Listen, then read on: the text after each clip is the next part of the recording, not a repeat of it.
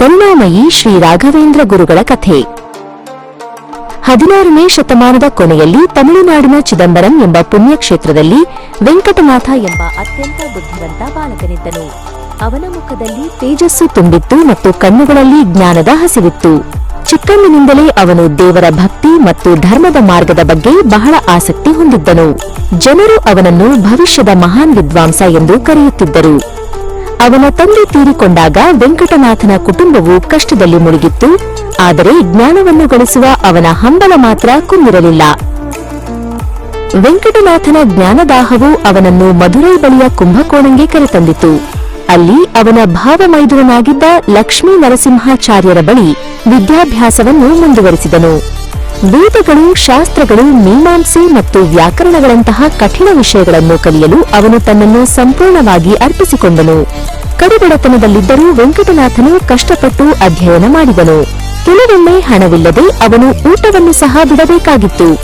ಆದರೆ ಜ್ಞಾನವೇ ನಿಜವಾದ ಸಂಪತ್ತು ಎಂದು ತಿಳಿದಿದ್ದ ಅವನು ಎಂದಿಗೂ ಅಧ್ಯಯನವನ್ನು ನಿಲ್ಲಿಸಲಿಲ್ಲ. ತನ್ನ ಗುರುವಿನ ಸಲಹೆಯ ಮೇರೆಗೆ ವೆಂಕಟನಾಥನು ಸರಸ್ವತಿ ಎಂಬ ಹುಡುಗಿಯನ್ನು ಮದುವೆಯಾದನು. ಅವರು ತಮ್ಮ ಬಡತನದ ಜೀವನವನ್ನು ಪ್ರೀತಿ ಮತ್ತು ಪರಸ್ಪರ ಗೌರವದಿಂದ ನಡೆಸುತ್ತಿದ್ದರು. ವೆಂಕಟನಾಥನು ತನ್ನ ಸಂಸಾರ ಜವಾಬ್ದಾರಿಗಳನ್ನು ನಿರ್ವಹಿಸುತ್ತಾ ಏಕಕಾಲದಲ್ಲಿ ಪಾಂಡಿತ್ಯದ ಉತ್ತುಂಗವನ್ನು ಏರುತ್ತಿದ್ದನು. ಒಮ್ಮೆ ಅವರು ಒಂದು ಸಮಾರಂಭದಲ್ಲಿ ಪ್ರವಚನ ನೀಡಲು ಹೋದಾಗ ಬಡತನದ ಕಾರಣದಿಂದಾಗಿ ಅವರಿಗೆ ಸರಿಯಾದ ಗೌರವ ಸಿಗಲಿಲ್ಲ.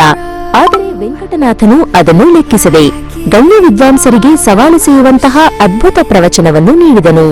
ಅವನ ಜ್ಞಾನಕ್ಕೆ ಎಲ್ಲರೂ ತಲೆಬಾಗಲೇಬೇಕಾಯಿತು.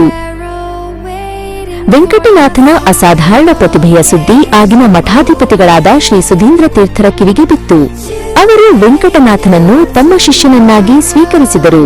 ಸುಧೀಂದ್ರ ತೀರ್ಥರು ಮಧ್ವಾಚಾರ್ಯರ ದ್ವೈತ ಸಿದ್ಧಾಂತವನ್ನು ವೆಂಕಟನಾಥನಿಗೆ ಕಲಿಸಿ ಅವನಿಗೆ ಪರಿಮಳ ಎಂಬ ಗ್ರಂಥಕ್ಕೆ ವ್ಯಾಖ್ಯಾನ ಬರೆಯಲು ಸೂಚಿಸಿದರು. ವೆಂಕಟನಾಥನು ಕೆಲವೇ ದಿನಗಳಲ್ಲಿ ಆ ಕಷ್ಟಕರ ಗ್ರಂಥವನ್ನು ಸಂಪೂರ್ಣಗೊಳಿಸಿ ತನ್ನ ಗುರುವನ್ನು ಆಶ್ಚರ್ಯಚಕಿತಗೊಳಿಸಿದನು. ಆ ಹೊತ್ತಿಗೆ ಸುಧೀಂದ್ರ ತೀರ್ಥರು ತಮ್ಮ ಉತ್ತರಾಧಿಕಾರಿಯಾಗಿ ವೆಂಕಟನಾಥನನ್ನು ಆಯ್ಕೆ ಮಾಡಲು ನಿರ್ಧರಿಸಿದರು. ಸನ್ಯಾಸವನ್ನು ಸ್ವೀಕರಿಸಲು ಸುಧೀಂದ್ರ ತೀರ್ಥರು ವೆಂಕಟನಾಥನಿಗೆ ಆದೇಶ ನೀಡಿದರು. ವೆಂಕಟನಾಥನಿಗೆ ಕೌಟುಂಬಿಕ ಜವಾಬ್ದಾರಿಗಳಿದ್ದವು, ಹಾಗಾಗಿ ಅವನು ಹಿಂಜರಿದೆ. ಆದರೆ ಒಂದು ರಾತ್ರಿ ಕನಸಿನಲ್ಲಿ ದೇವಿ ಸರಸ್ವತಿಯು ಸ್ವತಃ ಕಾಣಿಸಿಕೊಂಡು ಲೋಕದ ಕಲ್ಯಾಣಕ್ಕಾಗಿ ಸನ್ಯಾಸ ಸ್ವೀಕರಿಸುವಂತೆ ಸೂಚಿಸಿದಳು. ಆ ದೈವಿಕ ಆದೇಶವನ್ನು ಮೀರುವ ಶಕ್ತಿ ಯಾರಿಗಿತ್ತು? ವೆಂಕಟನಾಥನು ತನ್ನ ಪ್ರೀತಿಯ ಪತ್ನಿ ಮತ್ತು ಮಗನನ್ನು ಬಿಟ್ಟು ಹೋಗಲು ಒಪ್ಪಬೇಕಾಯಿತು.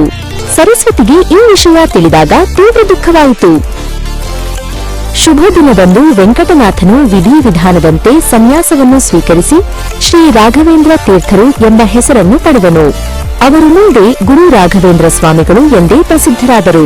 ತಮ್ಮ ಗುರುಗಳ ಆಜ್ಞೆಯಂತೆ ಅವರು ದೇಶದಾದ್ಯಂತ ಸಂಚರಿಸಿ ಜ್ಞಾನ ಮತ್ತು ಭಕ್ತಿಯ ಮಹತ್ವವನ್ನು ಸಾರಿದರು. ಅವರು ಎಲ್ಲಿಗೆ ಹೋದರೂ ತಮ್ಮ ಸರಳತೆ, ಕರುಣೆ ಮತ್ತು ಪಾಂಡಿತ್ಯದಿಂದ ಜನರ ಮನಸ್ಸನ್ನು ಗೆಲ್ಲುತ್ತಿದ್ದರು. ಅವರು ಬೋಧಿಸಿದ ಮುಖ್ಯ ವಿಷಯ ಸತ್ಯವನ್ನು ನುಡಿಯಿರಿ, ಎಲ್ಲರನ್ನೂ ಪ್ರೀತಿಸಿ ಮತ್ತು ಧರ್ಮದ ಮಾರ್ಗದಲ್ಲಿ ನಡೆಯಿರಿ. ಒಮ್ಮೆ ರಾಘವೇಂದ್ರ ಸ್ವಾಮಿಗಳು ತಂಜಾವೂರಿನ ಸಮೀಪದಲ್ಲಿರುವ ಒಂದು ಗ್ರಾಮಕ್ಕೆ ಭೇಟಿ ನೀಡಿದರು. ಅಲ್ಲಿ ವೆಂಕಣ್ಣ ಎಂಬ ಬಡವನು ಗುರುಗಳನ್ನು ನೋಡಲು ಬಂದಿದ್ದನು. ವೆಂಕಣ್ಣನಿಗೆ ಓದಲು ಬರೆಯಲು ಬರುತ್ತಿರಲಿಲ್ಲ. ಅವನು ಗುರುಗಳ ಬಳಿ ಹೋಗಿ, ಗುರುಗಳೇ, ನಾನೊಬ್ಬ ಅಶಿಕ್ಷಿತ, ಬಡತನ ನನ್ನನ್ನು ಕಾಡುತ್ತಿದೆ, ದಯವಿಟ್ಟು ನನಗೆ ಸಹಾಯ ಮಾಡಿ ಎಂದು ಬೇಡಿಕೊಂಡನು. ಗುರುಗಳು ಅವನಿಗೆ ದೇವರ ಪೂಜೆ ಮಾಡಲು ಕೆಲವು ಹೂಗಳನ್ನು ತರಲು ಹೇಳಿದರು ಮತ್ತು ಒಂದು ಮಂತ್ರವನ್ನು ಉಪದೇಶಿಸಿದರು. ಕೆಲವೇ ದಿನಗಳಲ್ಲಿ ವೆಂಕಣ್ಣನು ವ್ಯಾಪಾರದಲ್ಲಿ ಯಶಸ್ವಿಯಾಗಿ ದೊಡ್ಡ ಶ್ರೀಮಂತನಾದನು. ಗುರುಗಳ ಅನುಗ್ರಹದಿಂದ ಅವನ ಜೀವನವೇ ಬದಲಾಯಿತು. ಒಮ್ಮೆ ಬೀದಿನಲ್ಲಿದ್ದ ರಾಜನು ತಿರುಮಲ ನಾಯಕ ದೇಶದಲ್ಲಿ ಮಳೆಯಾಗದೆ ಜನರು ತೊಂದರೆ ಅನುಭವಿಸುತ್ತಿರುವುದನ್ನು ನೋಡಿ ಗುರುಗಳ ಮೊರೆ ಹೋದನು. ಗುರು ರಾಘವೇಂದ್ರ ಸ್ವಾಮಿಗಳು ಮಳೆ ತರಿಸುವ ಶಕ್ತಿ ಹೊಂದಿದ್ದಾರೆಂದು ರಾಜನಿಗೆ ತಿಳಿದಿತ್ತು. ರಾಜನು ಮಠಕ್ಕೆ ಬಂದು ಕೈ ಮುಗಿದು, ಗುರುಗಳೇ, ದೇಶವನ್ನು ಕಾಪಾಡಿ ಎಂದು ಬೇಡಿಕೊಂಡನು. ಕರುಣಾಳು ಗುರುಗಳು ಸಮ್ಮತಿಸಿ ದೇವರ ಪೂಜೆಯನ್ನು ಮಾಡಿ ಮಳೆಯಾಗುವವರೆಗೂ ದೀಕ್ಷೆಯನ್ನು ತೆಗೆದುಕೊಂಡರು. ಅವರ ಆಳವಾದ ತಪಸ್ಸು ಮತ್ತು ಭಕ್ತಿಯ ಫಲವಾಗಿ ಮರುದಿನವೇ ಆ ಪ್ರದೇಶದಲ್ಲಿ ಭಾರೀ ಮಳೆ ಸುರಿಯಿತು.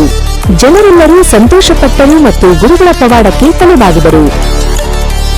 ಒಂದು ದಿನ ಶ್ರೀ ರಾಘವೇಂದ್ರ ಸ್ವಾಮಿಗಳನ್ನು ಪರೀಕ್ಷಿಸಲು ಒಬ್ಬ ಅಹಂಕಾರಿ ಜ್ಞಾನಿಯು ಬಂದನು. ಅವನು ಪೂಜೆಯ ಪ್ರಸಾದವಾಗಿ ವಿಷಪೂರಿತ ಬೂದಿಯನ್ನು ಭಸ್ಮ ತಂದನು. ನಿಜವಾದ ಜ್ಞಾನಿಗಳು ಇದನ್ನು ಸ್ವೀಕರಿಸಿದರೆ ಅವರಿಗೆ ಏನೂ ಆಗುವುದಿಲ್ಲ ಎಂದು ಸವಾಲು ಹಾಕಿದನು.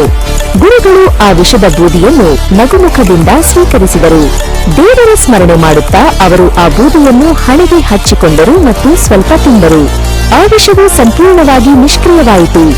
ಸವಾಲು ಹಾಕಿದ ವಿದ್ವಾಂಸನು ಗುರುಗಳ ಕಾಲಿಗೆ ಬಿದ್ದು ಕ್ಷಮೆಯಾಚಿಸಿದನು. ಈ ಘಟನೆ ಗುರುಗಳ ದೈವಿಕ ಶಕ್ತಿಯನ್ನು ಮತ್ತಷ್ಟು ಸಾಬೀತುಪಡಿಸಿತು.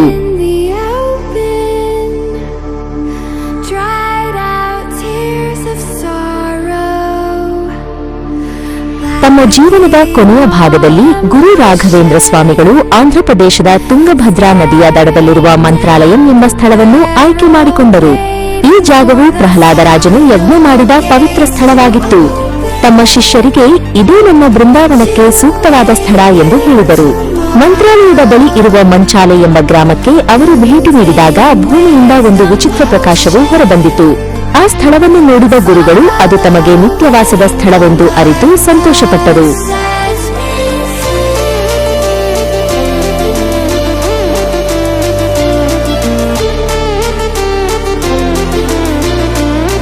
ಕ್ರಿಶ 1671ರಲ್ಲಿ ಶ್ರಾವಣ ಬಹುಳ ಬಿದಿಕೆಯ ದಿನದಂದು ಗುರುಗಳು ಜೀವಂತ ಸಮಾಧಿಯನ್ನು ಪ್ರವೇಶಿಸಲು ಸಿದ್ಧರಾದರು. ಅವರು ತಮ್ಮ ಶಿಷ್ಯರಿಗೆ, ನಾನು 700 ವರ್ಷಗಳ ಕಾಲ ಈ ಬೃಂದಾವನದಲ್ಲಿ ಸನ್ನಿಹಿತನಾಗಿರುತ್ತೇನೆ.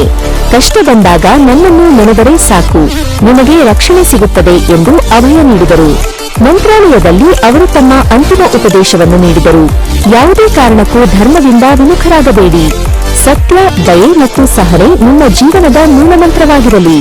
ನಂತರ ಅವರು ಬೃಂದಾವನದಲ್ಲಿ ಶಾಂತವಾಗಿ ಕುಳಿತು ತಪಸ್ಸಿನಲ್ಲಿ ಮುಳುಗಿದರು.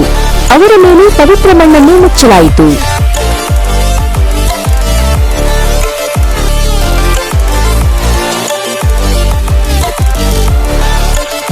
ಗುರು ರಾಘವೇಂದ್ರ ಸ್ವಾಮಿಗಳ ಜೀವನವು ಜ್ಞಾನ, ಭಕ್ತಿ ಮತ್ತು ಅಪಾರ ಕರುಣೆಯ ಸಂಗಮವಾಗಿತ್ತು. ಅವರು ಕೇವಲ ಒಂದು ಸ್ಥಳ ಅಥವಾ ಕಾಲಕ್ಕೆ ಸೀಮಿತರಾಗಿಲ್ಲ. ಅವರು ಇಂದಿಗೂ ಮಂತ್ರಾಲಯದ ಮೂಲಕ ತಮ್ಮ ಭಕ್ತರಿಗೆ ದರ್ಶನ, ಅನುಗ್ರಹ ಮತ್ತು ಅಭಯ ನೀಡುತ್ತಿದ್ದಾರೆ. ಅವರ ಬೋಧನೆಗಳ ಸಾರವಿಷ್ಟೇ: ಕಲಿಯಿರಿ, ಸಹಾಯ ಮಾಡಿ ಮತ್ತು ಎಂದಿಗೂ ಸತ್ಯವನ್ನು ಬಿಡಬೇಡಿ. ನೀವು ಮಾಡಿದ ಪ್ರತಿ ಸಣ್ಣ ಒಳ್ಳೆಯ ಕೆಲಸವೂ ದೇವರ ಸೇವೆ. ಅವರ ಈ ದಿವ್ಯ ಸಂದೇಶವು ಮಕ್ಕಳು ಮತ್ತು ವಯಸ್ಕರಿಗೆ ಎಲ್ಲ ಕಾಲಕ್ಕೂ ಒಂದು ದೊಡ್ಡ ಮಾರ್ಗದರ್ಶಿಯಾಗಿದೆ. ಗುರು ರಾಘವೇಂದ್ರ ಸ್ವಾಮಿಗಳು